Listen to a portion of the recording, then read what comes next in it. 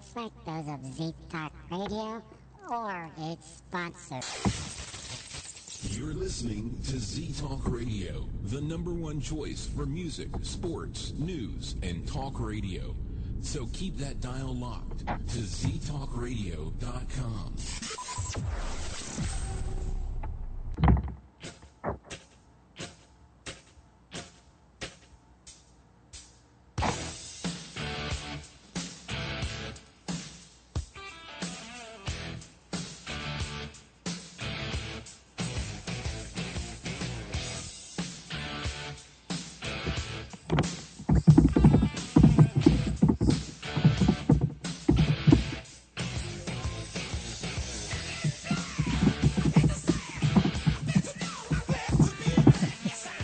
Maybe.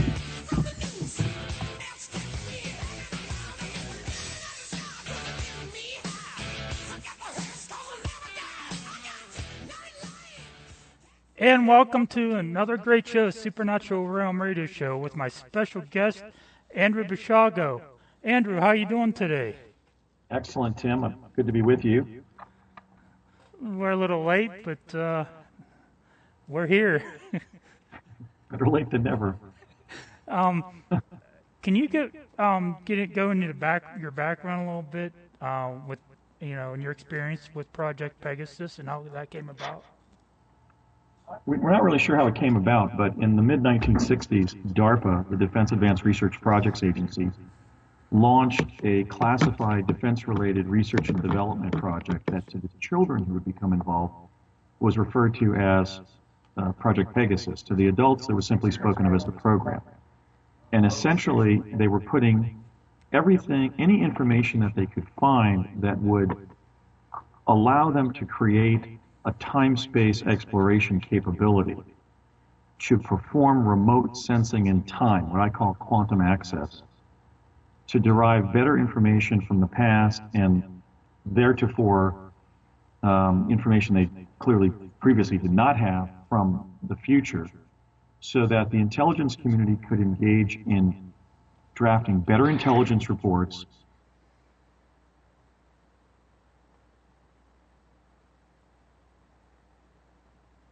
You still there?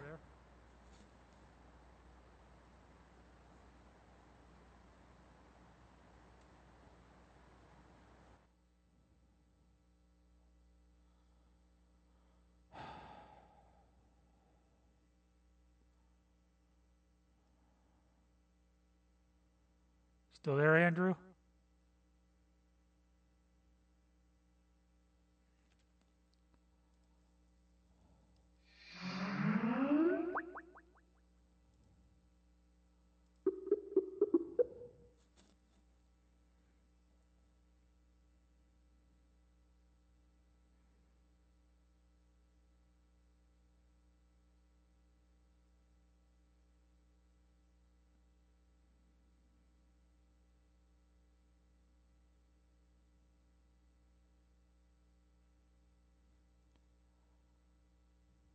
That meeting, my dad, I guess we're back on. In that meeting, my dad tried to convince Dr. Agnew to begin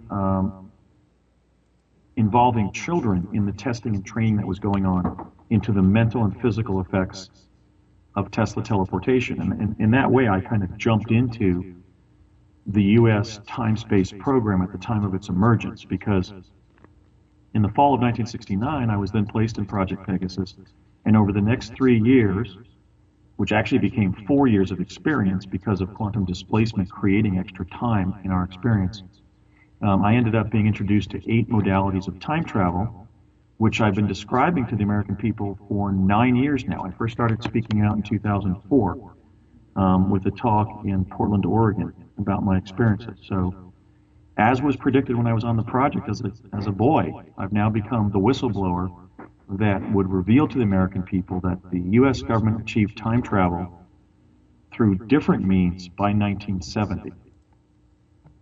Because by fall of 1970, when we would, for example, jump back to New Jersey from New Mexico, they were putting us back in time, just utilizing that original Tesla teleporter.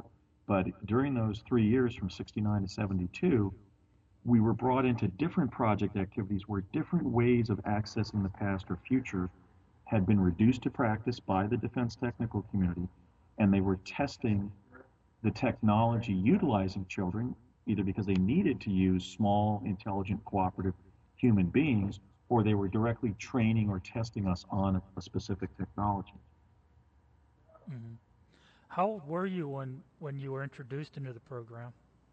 Well, I had that initial jump actually in the summer after kindergarten. I entered kindergarten as a 4-year-old in fall of 1966. So the next summer, which would have been fall of 1967, when I was still 5, because I would turn 6 in that September of first grade there in 67. So in summer of 67, when I was still 5, my dad began taking me to different defense contractor locations in New Jersey because he was acclimating me for what the program would involve. So that means by summer of 67, they had already selected some of the children they would be working with. And my father, as one of the principal engineers on the project, was clearly tasked or took it upon himself to begin taking me to different locations in New Jersey, like the general manufacturing facility in Convent Station, New Jersey, the Curtiss Wright Aeronautical Company facility in Woodridge, New Jersey, ITT Defense Communications in Nutley, New Jersey, and places where particular time travel technologies were either already existed or were being designed and constructed. So clearly I was already in the project from the point of view of them having identified me as a participant. By summer of 67, I had that initial jump between September of 67 and 68 as a 6-year-old first grader. And then in the fall of 1969, when I was entering the 3rd grade, as a 7-year-old going on age 8, again being September born. So in fall of 1969, I turned 8. But a few weeks before turning 8, that's when I signed my loyalty agreement on Department of Defense letterhead for Project Pegasus, and it was explained to me that I was being placed in a project under what was then called ARPA, the Advanced Research Projects Agency, which variously would also be called DARPA as it is today, the Defense Advanced Research Projects Agency, and that we would be doing some extraordinary things, both in terms of how we would be using our minds and how we would be going places with different technologies.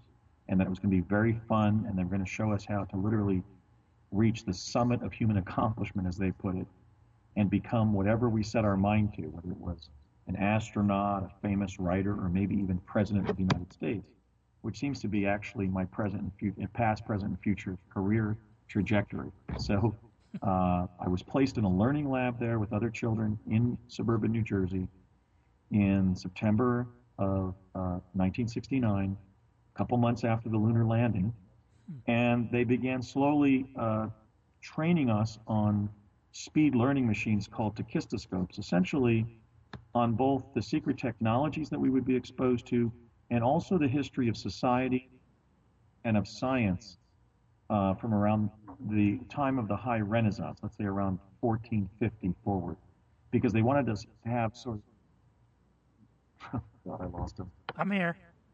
Oh, I heard a sharp note, and then I lost the Skype. I heard the Skype hang-up tone.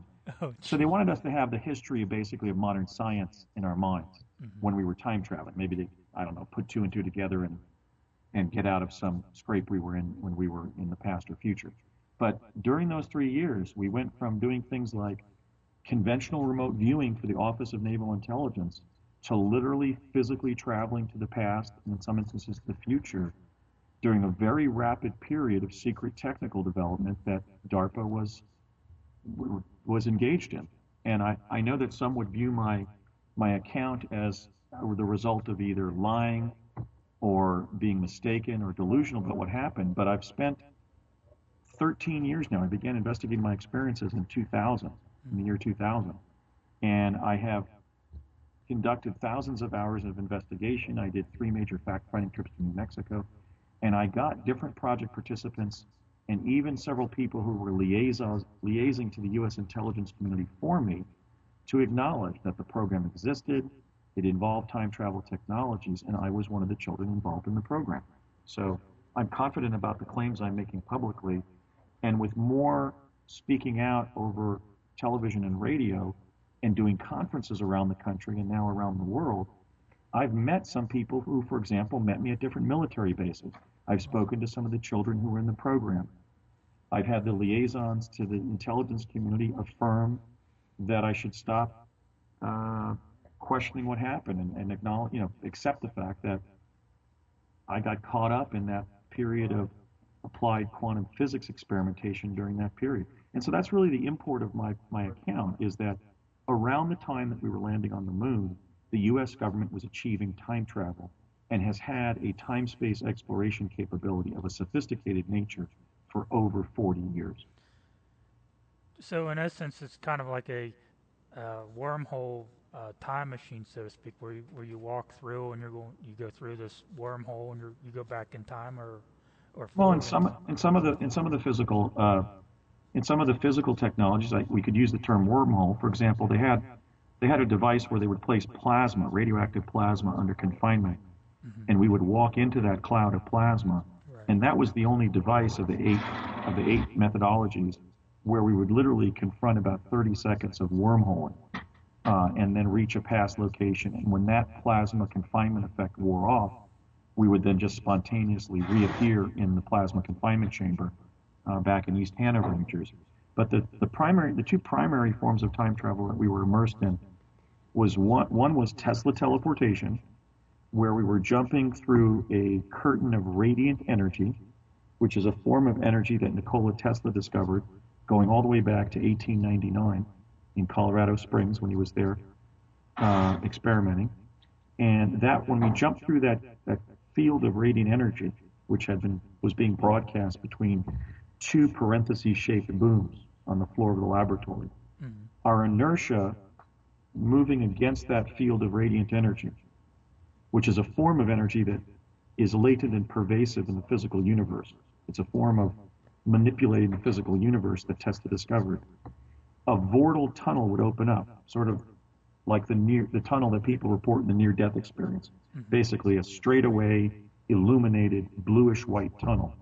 And we would move through that for several seconds, and then wherever the tunnel collapsed, as a kind of an interstitial chasm in the fabric of time-space, that's where we would be repositioned in space. But when I was serving in 69-70, in those initial jumps to New Mexico, when I was officially brought into the project, by the fall of 70, they had figured out how to adjust the device so they could manipulate our position in time as well as space. So the Tesla teleporter actually became a time machine by 1970 when I was serving as a child on the project. The other major project technology were devices called chronovisors that had been pioneered by Enrico Fermi, working with two Vatican priests named Ernetti and Gemelli, who had discovered a way to capture the residual signal of a past event and then later the potential signal of a future event and amplify it and bring it into the laboratory as a hologram. And then that hologram had a lensing effect on a non-local event. So we could, if the hologram was brought into the laboratory, was broadcast from the device, and we were enveloped in the hologram, when the hologram was brought around us physically, we would then experience physically being repositioned to that location in time-space. So that became a way of overcoming the problem that teleportation would have presented of being stranded in the past before the development of teleportation. So that was most of what we did was with those two technologies. Well, that's pretty interesting. I've always thought maybe there was that the government maybe had some sort of time machine or time travel device where, we could go back in time and maybe manipulate a current event or an event in the future to maybe learn about it or be warned about it ahead of time. Well, they had 4 time travel technologies per se that were fully operational by 1970. They weren't fully perfected, but they worked. The first was the Tesla teleporter, which created this sort of vortal tunnel that we would pass through to another location. A Stargate is not a natural formation. It's a more advanced teleporter that we were using, for example, to jump from 1972 to 2045 to retrieve microfilm containing written summaries of events falling between 1975 and 2045. Then they had the plasma confinement chamber, where we would be temporarily embedded in a past event by being wormholed there. And then they began to introduce jump rooms, which reposition you in physical space with a box-like structure that morphs into a cylinder and then back into a box, and you basically step out of this elevator-like device and you're elsewhere. By the late 1970s, they were even using that to put U.S. personnel on Mars. Okay, so they actually had numerous time travel methodologies and technologies. Now, you raised a second point, Tim, which is, can you go back in time and change the past? And I hate to be a skeptic on this. People are actually kind of angry when I kind of describe the limits of doing that. In fact, when you go back in time to influence an event, your influence of that event takes place in real time. Right. So you become the past. You can't change the past. So, for example, when I was sent to Gettysburg to see President Lincoln give the Gettysburg Address, I time traveled there. I was sent there the day he gave the address. That's why he and I are both in the Josephine Cobb image of quote unquote Lincoln at Gettysburg.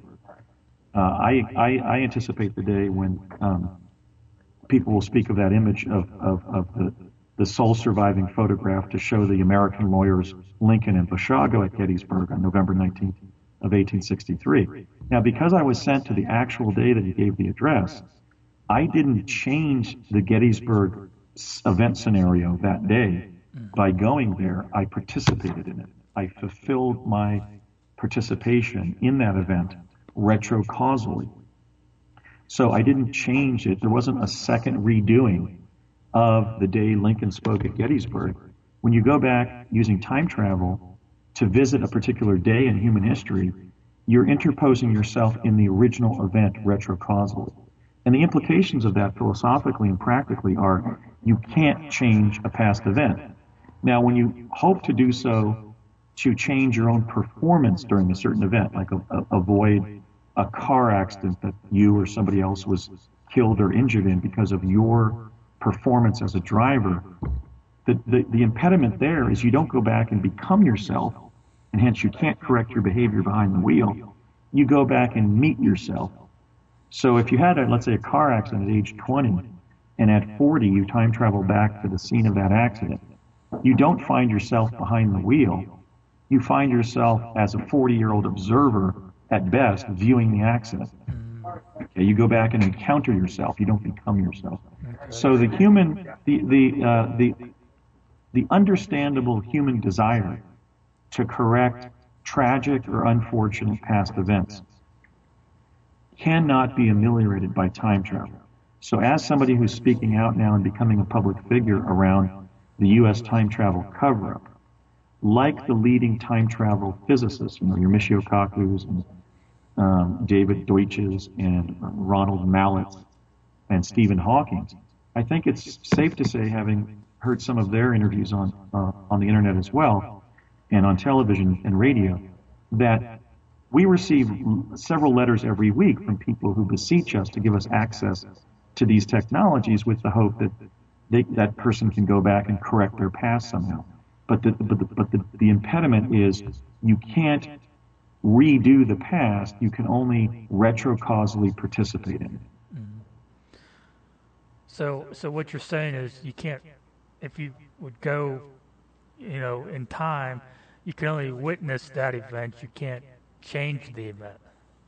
Yeah, and when you're having the event, when you're having any event in your life, if you didn't see or weren't confronted by an older version of yourself, in the manner of that very clever Swedish insurance company commercial where the man crawls under his kitchen sink and meets an older version of himself, and they take a picture together at the end of the commercial. Okay, that's what would happen. I mean, if you went back, however many years you went back to visit yourself and try to correct a tragic or untoward past event, that's how much older you would be if in the present, when you time travel to the past, you even found yourself at a particular location. Because just like an ordinary experience, in order to visit yourself utilizing time travel, you have to go to that point in time space where you were at that time. I mean, if you select anybody you know and you say, well, I'm going to visit Joe Block, you have to go to the position on the earth at the time where Joe Bloggs is. It's both a time, both a temporal and a spatial dilemma.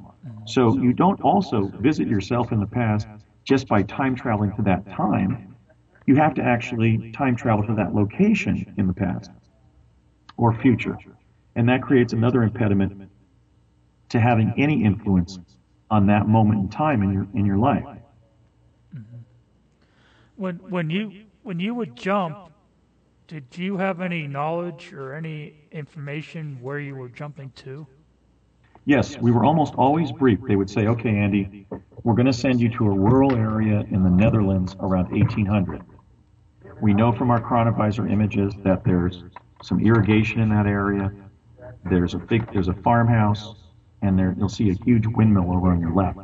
See, because using chronovision, they could derive a very, actually, beautifully colorful and accurate image of the place they were sending us to. And then we would jump there physically by being in the hologram when they then tuned in that location again. Sometimes we were even dressed for that time and place. For example, when they sent me to Gettysburg via plasma confinement on November 19th of 1863, from spring of 1972 in New Jersey, I was dressed as a Union bugle boy because they wanted me to blend into the social environment of that time, where even children had been made part of the Union or Confederate Army.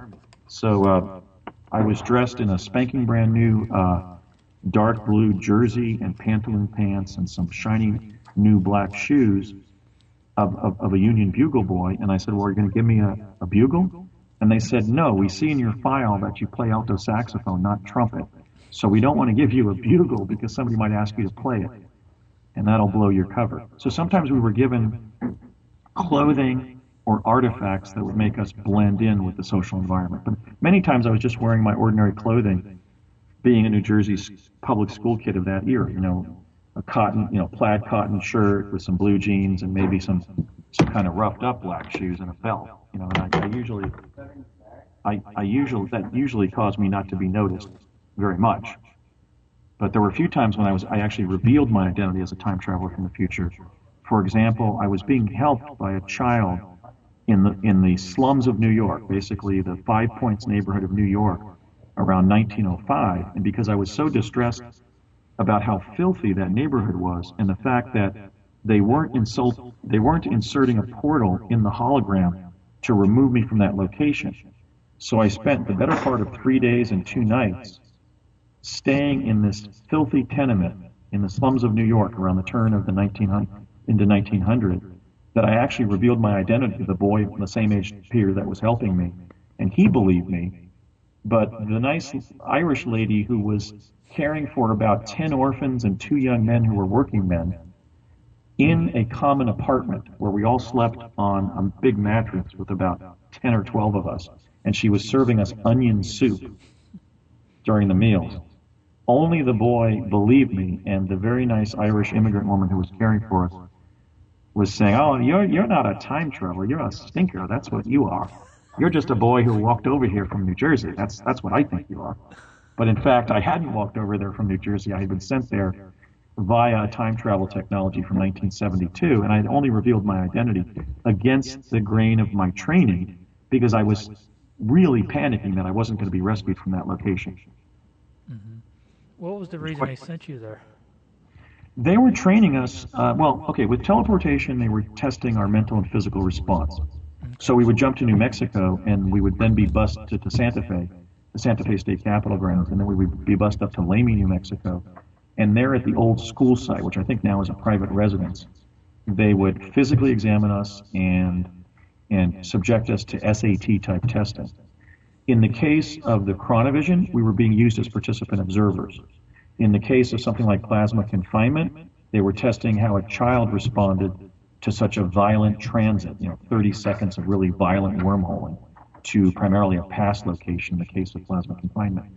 But overall, we were being essentially, just as in terms of the selection for the time travel, the way we responded to different forms of time travel, and were we able to withstand the experience, observe where they were sending us, remember it and accurately report it back, and come back in physical and emotionally healthy state, that was another set of hoops we were jumping through to become the first cadre of adult U.S. time travelers to be trained from childhood. Because one of the problems they were dealing with was that when they would train adults, for example, Navy enlisted personnel, they were ultimately losing their minds as a result of moving between different times and places. I must admit that it was difficult for me as a child, even though I did adapt to it. So ultimately, they were planning on having us enter the U.S. Naval Academy after high school, and then, as Donald Rumsfeld discussed with my father one time in a bar in Albuquerque, Rumsfeld being the defense attaché to the project, they were planning on sending us to Annapolis as a pretext to involve us in later project activity. So ultimately, we were basically time-space cadets who were, it was planned, would become, or intended, would become the first generation of U.S. chrononauts to have been raised from childhood. And what ended up happening in my life is I declined the invitation to interview with my congressman during high school, which was Barry Goldwater Jr. I actually stood him up for the congressional interview that was scheduled. I didn't go to a scheduled interview with Congressman Goldwater Jr. And the net effect of that was that my father was angry at me. Congressman Goldwater's secretary called me and chewed me out, and I didn't end up entering Annapolis. And the net effect of that was basically, well, I didn't immediately re-enter the time-space program until I had spent a year in college at UC San Diego, and my father then facilitated my entry into the program anyway, when as a civilian, not as an underclassman at Annapolis, I was brought into the CIA's Mars Jump Room program in the summer of 1980. But so ultimately, they were grooming us to become the country's time travelers of the future. And in terms of those who, clearly some of my peers in the Jump Room program must have been some of the kids in Project Pegasus as well, because, for example, one of my peers is currently president. That's Barack Obama, who was born in August of '61. I was born in September of '61, and one of our co-trainees in summer of '80 was William Cameron McCool, who later went on to join the astronaut corps as a space shuttle pilot in 1996. So there was a cluster of us born there around 1960, 61, 62, 63. Regina Dugan, the first female director of DARPA in 2009, had served in the Jump Room program. So really the first children there in the early 1960s, we were sort of, just as a result of fate, when time travel emerged and exoplanetary exploration via time travel devices emerged, we found ourselves swept up in this secret defense technical realm of the U.S. military and intelligence and defense community. Mm-hmm. I had seen your story on conspiracy theory on television. It was pretty interesting. Well, you know, Jesse Ventura is just a great soul. I mean, it was a privilege to film his TV show. Mm-hmm. I mean, he has a heart of gold. He's a very tough guy, you know, but he's got a heart of gold, and he's much more intelligent than he comes off. But he was so humble. He said, when we were filming at the Sandia National Labs, where we were taking the return teleporter to New Jersey, and I did some other project activities there, he came over right before we began filming, like at 7 o'clock in the morning, back in October of 2011, and he said, Andy, I know you're quite articulate about all these time travel technologies, but when that red light goes on that camera, I want you to remember that I'm not stupid, but I am from Minnesota. And it was like that throughout the whole filming. And one thing I'd like to point out for any of your listeners who saw that show is that Jesse Ventura took me up to an address in White Rock, New Mexico, which is a bedroom community of Los Alamos, where I was involved in other technical activities while serving as a child in Project Pegasus. And that house that he took me to, where we had the confrontation with the woman who was then occupying that house, mm-hmm. and I told her what the unusual floor plan of the house was, and then she stated that I was correct, and then she had heard of Project Pegasus, and had heard of Dr. Harold Agnew, who was literally the director of the project. There was actually a deeper story there in White Rock that Jesse didn't have enough time to cover because of just, the nature of television, which is that before I even went to White Rock during my investigation, I had identified by name the owner of that property and the realtor in Los Alamos who handled the summer sublet that my dad got in summer of '73 and then summer of '72, who was Mary Deal, who owned half of the sublet market during those years. in White Rock. And I also identified the owner of the two houses where my dad and I stayed in White Rock as a man by the name of Marvin Linke, who I then traced he was the space coordinator for the engineering department at the Los Alamos Labs. And I also established that his wife was a school teacher. And so they would take summer vacations together because she was off as a school teacher for the summer and go to a foreign country, a different foreign country every summer. And to fund that, they would sublet their house to the labs where he was the space coordinator. So I established all those data points and then linked those two properties out of, God knows, 500 houses in White Rock before even going to White Rock. But unfortunately, I discussed that with Jesse Ventura and his crew only during our downtime because we simply didn't have enough time that day for me to narrate that particular anecdote. But I was able to essentially prove my knowledge of my project experiences in New Mexico just at that location where my father and I had sublet the Linke's two houses at different times, different summers in New Mexico. It was interesting because she didn't either confirm nor deny that she felt that Project Pegasus did exist at some point. Right, she couldn't. She was just somebody who owned the house. But she established that the very unusual floor plan of the house where I said you have a bedroom on the sharp left right inside your front door. And she said, oh, yes, we've turned that into a computer room. And then I said, right after that on the left, you have a very narrow kitchen with a lot of cabinets. So the kind of unusual, even for a sort of a Nantucket cottage in New Mexico, or really anywhere in the country, I remember that it had a very unusual floor plan. And then in terms of the social environment of those years affecting White Rock, she had heard of both Harold Agnew and the project.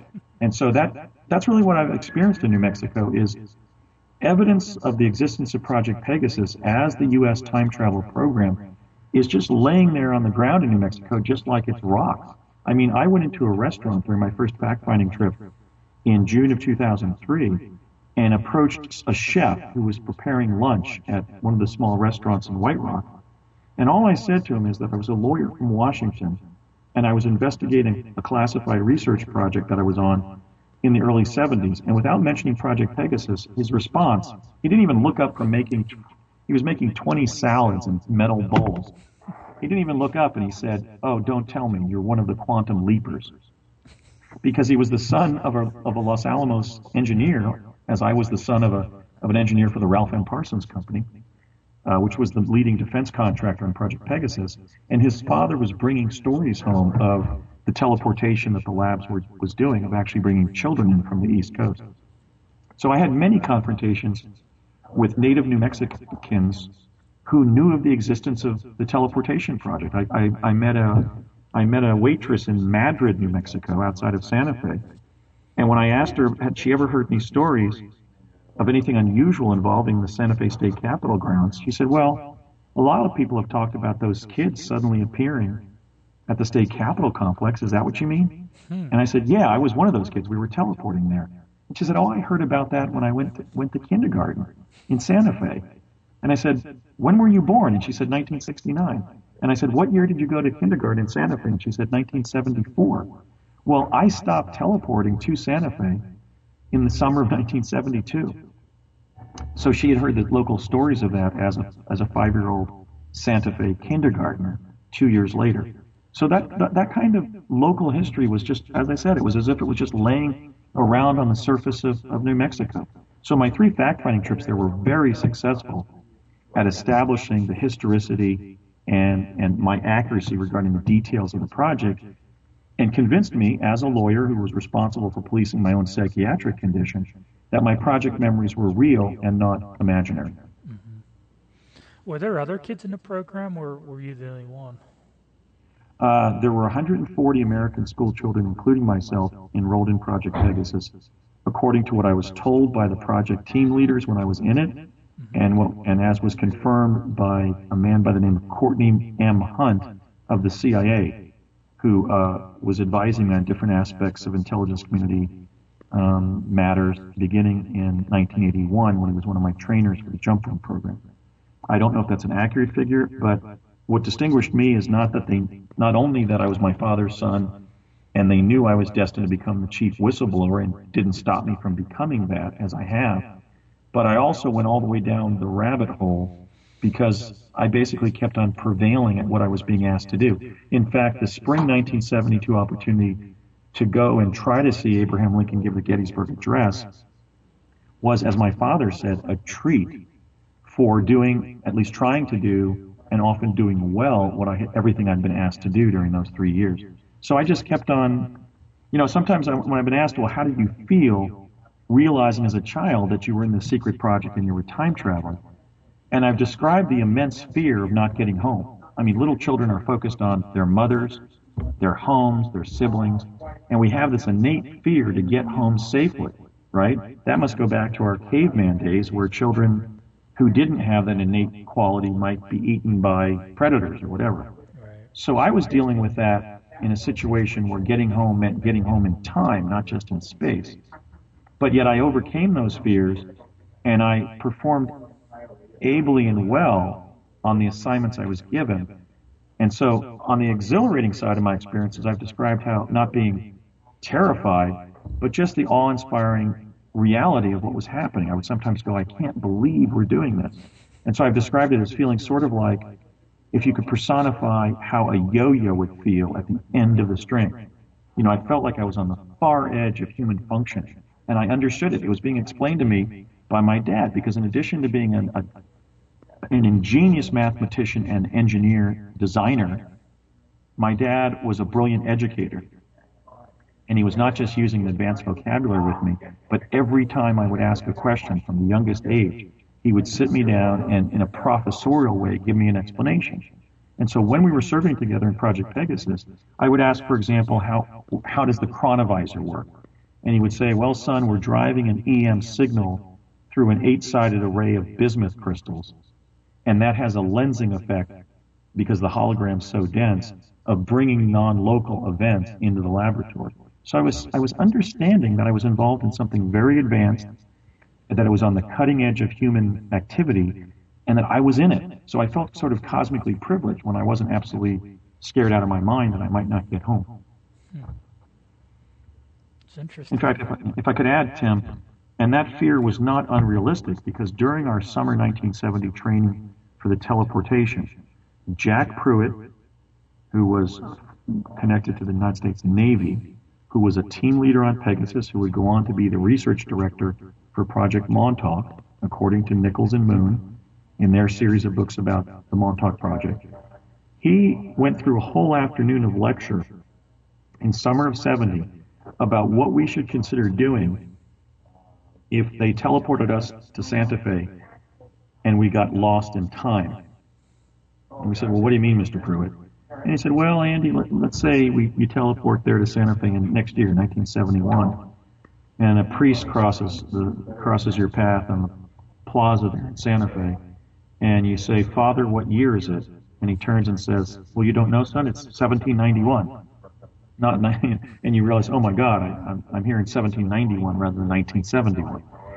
He basically told us to find an authority figure like a priest, a prosperous merchant, the town mayor, a sheriff, and talk ourselves into being adopted by their family under the pretext that our parents had been killed migrating to New Mexico. So every time we jumped through the teleporter in Woodridge, New Jersey, at the old Curtiss Wright Aeronautical Company, or at the Sandia National Labs outside of Albuquerque to get back to New Jersey, I always knew that I might not get back to Morris Plains, New Jersey, and my loved ones in 1970, 71, 72, but that I might be displaced in time-space and have to fend for myself. And that was pretty terrifying for a child who, was 7, 8, 9, 10 years old when I was teleported. In fact, one time that did happen, but thank God it wasn't to the past, it was 20 years into the future. We jumped through the device in 1971, and when we reached Santa Fe, it was 1991. And we summoned help at Sandia, and somebody came up, and then we teleported home. I mean, if that had happened and we had been we had accidentally been sent to 1951, we would have grown up as grammar school children from the 50s forward. So it was always kind of terrifying to understand, as a child growing up with Lost in Space on television, that we could be lost in time. That's in fact one of the dangers that we were facing. How long did you jump for? How many days or weeks? When we would jump to New Mexico, that is my father and I and other children who were reaching sort of the last rungs of the program, went farthest down the rabbit hole. I spent hours, days, weeks, and then entire extra summers of experience staying with my father in New Mexico. Ultimately, they were 3 hidden summers. The summer of 1971, where we then jumped back to New Jersey on the first day of the summer again, the day we had left originally, and had a whole different summer of 71. And then the summer of 73, accessed the fall of 71. And then the summer of 1972 in real time, then jumping back to the beginning of the summer again of 72 in New Jersey. So I'm biologically, about a year older than would be indicated in my vital records. But my dad spent 8 years in quantum displacement in New Mexico as a result of his project experiences. So when he died at 66 in 1990, according to the difference between his date of birth and his date of death, biologically, he was approximately 74 years of age. Wow. That had to be exciting, but yet scary at the same time, jumping like that. Yeah, it was. In fact, I had a huge crying jag when he told me we were going to be spending the whole summer there of 71, because I forgot how the teleporters were being used to put us back in time, and I was apprehensive that my mother and siblings were going to note my absence and think I had lost or run away from home. Wow. So my dad was coping with dealing with a small child, not understanding how time-based, teleportation-based time travel was being used to hide time travel in New Mexico. Mm-hmm. But then I realized what they were doing and sort of calmed down. Right. Do you have any books or anything out there or website where people can go to learn about you? I'm still writing my book. I've been delayed by the demands of my solo law practice and my decision to go full spectrum and optimize the social impact of my information and not greedily write a book to profiteer from it, but do TV and radio, accepting all invitations that I physically can do. So I'm still writing my book, and I'm going to follow it up with a book about the Mars Project. But I would urge your listeners to join really the leading activity that I'm involved in right now to explain and share my time travel experiences, which is the Project Pegasus group at Facebook.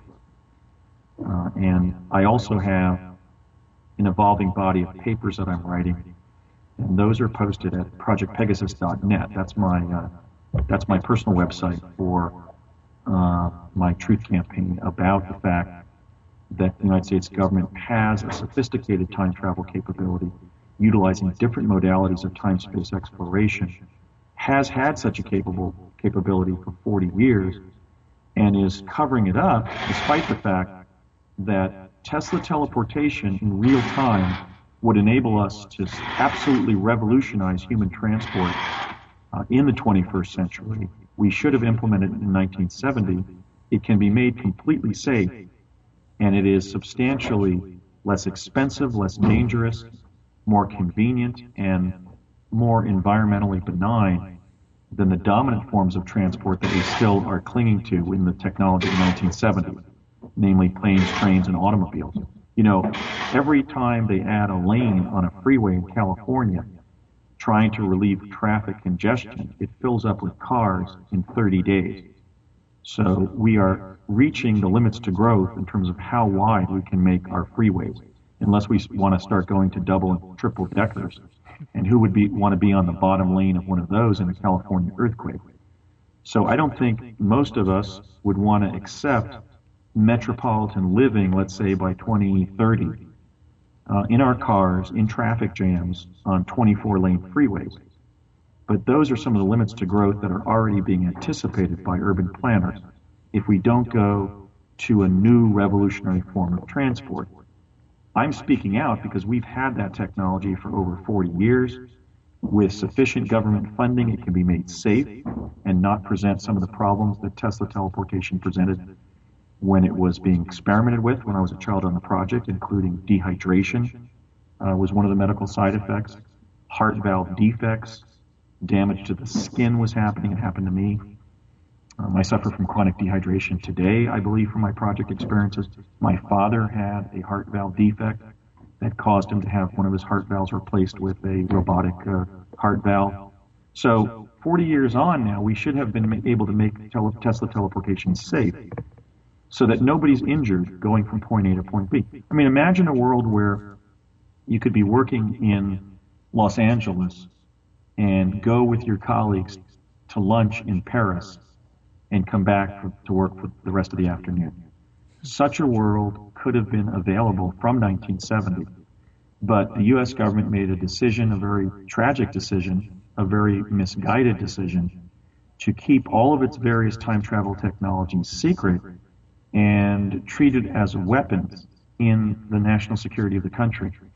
And I think that that was a misguided decision because, for one thing, Tesla teleportation can't be used, for example, by the Navy SEALs and Marines charging coastal areas, because if you arrive in a body of water, the specific gravity of the water impedes the arrival of that part of your body that's immersed, and you are then sliced between what's in the water and what's above the water. You basically lose a limb or lose your life from being sliced in half. In fact, I witnessed a boy losing his feet below the mid-ankle by arriving at Santa Fe, not in an open area, but standing in 3 inches of water in a public fountain, and he actually slid off his ankles and lost his feet.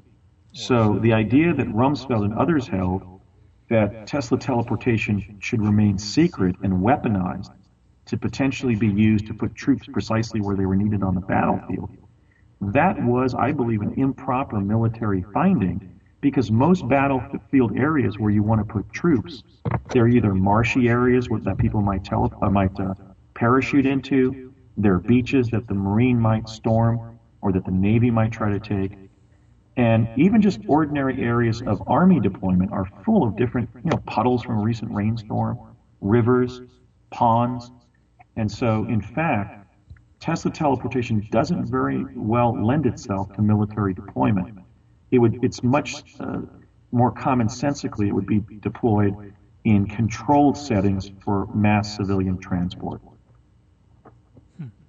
So you jump through Grand Central Teleport in New York City and pop out several seconds later in a controlled setting at Union Teleport in Los Angeles. In other words, a receiving room and not some marshy area in the Middle East where the U.S. Army has a need to place troops. So we really have to have that discussion and utilize Tesla teleportation to revolutionize civilian transport. And even doing that might prevent some of the resource wars of the future that would inevitably make military conflict likely. So there's also a nexus here with preventing war by deploying the best available civilian technology. Wow. Well, unfortunately, we're out of time, Andrew. Well, you asked a lot of great questions, and I think that even though we were a little late because of some of these technical impediments here in the digital age, I hope your listeners know that I've been telling the truth. I had arrived professionally before I started my truth campaign as a lawyer, somebody who holds 6 degrees, only 5 of which I can talk about on my resume. As somebody who had worked for Jacques Cousteau's organization, I've been a protege of Norman Cousins.